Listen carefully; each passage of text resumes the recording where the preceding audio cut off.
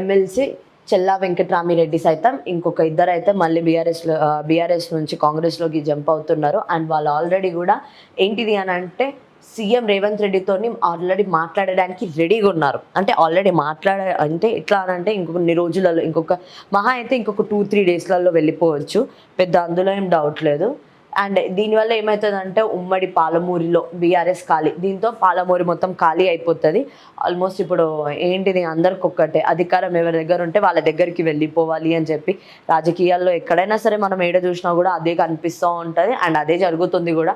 ఎప్పుడైతే ఈ బీఆర్ఎస్ ఓడిపోయిందో అప్పటి నుంచి మనం చూస్తూనే ఉన్నాం, రోజు రోజుకి అది పడిపోతుంది కానీ అది లేస్తుంది, నెక్స్ట్ ఉంటుంది అని. అది యాక్చువల్గా చెప్పాలంటే ఇంకొన్ని రోజులలో అయితే వాళ్ళు అధికారిక లైక్ ప్రతిపక్షంగా కూడా ఉండనియరు బీఆర్ఎస్ని, ఇది మాత్రం కన్ఫర్మ్. ఎందుకంటే బీఆర్ఎస్ ఇక ప్రతిపక్షంగా కూడా ఉండదు. ఇన్ని రోజులైనా కనీసం ప్రతిపక్షంగా అయినా ఉంది ఈ పార్టీ, కానీ ఇప్పుడైతే ప్రతిపక్షంగా కూడా ఉండేలా లేదు.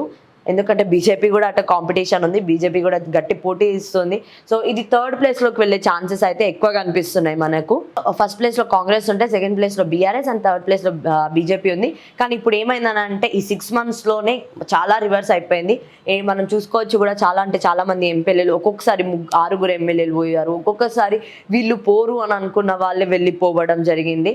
అలాంటి దాంట్లో పోచం శ్రీనివాస్ రెడ్డి ఉండనియండి, లేకపోతే కేకే గారు కానివ్వండి, అందరూ కూడా ఒకటే మాట వినిపిస్తుంది. ఏంటిది అని అంటే ఎవరైతే వాళ్ళ వారసులు ఉంటారో వాళ్ళ వారసుల రాజకీయ భవిష్యత్తు కోసం మేము వెళ్లాల్సి వస్తుంది అనే చెప్తున్నారు. అండ్ వాళ్ళకి ఎంత గౌరవం ఇచ్చి ఎంత చూసినా మర్యాద పూర్వకంగా కానీ ఒకటే అనమాట, ఏంటిది అని అంటే మా పిల్లలకి ఏదైతే రాజకీయ భవిష్యత్తు ఉండాలి, ఆ భవిష్యత్తు లేకపోతే ఎలా అని ఒక చిన్న ఆలోచనతోటే వీళ్ళైతే జంపబడాలు జరుగుతున్నాయి. ఈవెన్ ఇప్పుడైనా సరే కానీ ఏంటిది, అధికారంలో ఉంటేనే కదండి పవర్, మరి అధికారంలో లేకపోతే ఎవరు ఉంటారు? ఆ టైప్లో వీళ్ళంతా బీఆర్ఎస్ నుంచి ఎవరైతే ఉన్నారో వాళ్ళందరూ ఎమ్మెల్యేలు జంప్. కన్ఫామ్గా చెప్పొచ్చు బీఆర్ఎస్లో మాత్రం మిగిలేది ఎవరు అని అంటే ఒకటి కేసీఆర్ వాళ్ళ కొడుకు కేటీఆర్, వాళ్ళ కూతురు కవిత, తర్వాత హరీష్ రావు. ఈ నలుగురు అయితే కన్ఫామ్గా ఉంటారు. కానీ ఇంకొకటి ఏంటిది అని అంటే విమర్శలు ఏమొస్తున్నాయి అని అంటే రేవంత్ రెడ్డి చెప్పారనమాట ఒక మీడియాతోటి. ఏంటిది అని అంటే హరీష్ రావు ఉన్నన్ని రోజులు మాత్రం బీఆర్ఎస్ అలానే ఉంటుంది. మరి హరీష్ రావు నిజంగా ఏం చేస్తున్నారో ఎవరికి తెలియదు.